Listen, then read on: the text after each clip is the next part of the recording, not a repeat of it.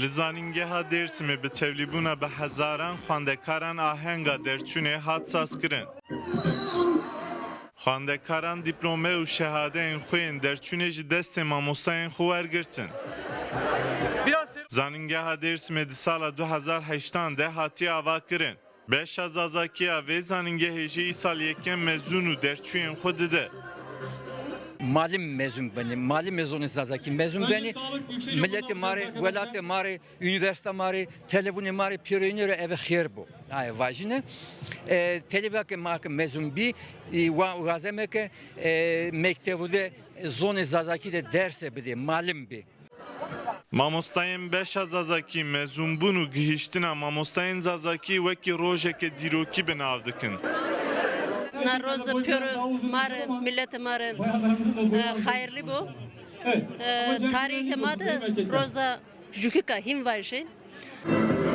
Daxwaza bingehîna derçûyên beşa zazakî ew e ku zazakî li dibistanan bibe zimanên perwerdeyê. Da ku ew ji wekî mamosta bên tayîn kirin û destnîşan kirin. Ma devlet ra atama var yani.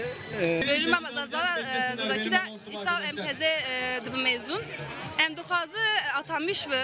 هیویا ما اوه کو ده زمان بیت زمان پروردی لمکتبا Zone zazaki atama zamçin ya ama mavazene atayma biraz yok.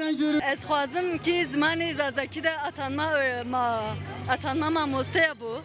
Paslama vi Türkiye Edebiyat Bölümü öğrencileri beşi de karı kabinun ser zamanı karı kabin. Ji beşa zazakî îsal sî kes mezûn dibin. Wate sî kes ji bo mamostatî amade ne. Lêbelê be egerekî mezin piraniya wan vala dimînin. Ji ber ku heta niha zazakî jî kurmancî jî li Bakurê Kurdistan û Tirkiye nebûne zimanê perwerdeyê. Beşa zazakiya zanîngeha Dêrsimê îsal yekem derçûyên xwe di li aliyekî kelecan û xiroşa temamkirina vê beşê li aliyê din jî derçûyî bi fikarin ku wekî mamosteyên zazakî neyên tayîn kirin. Serkanînce Rûdaw Dêrsim.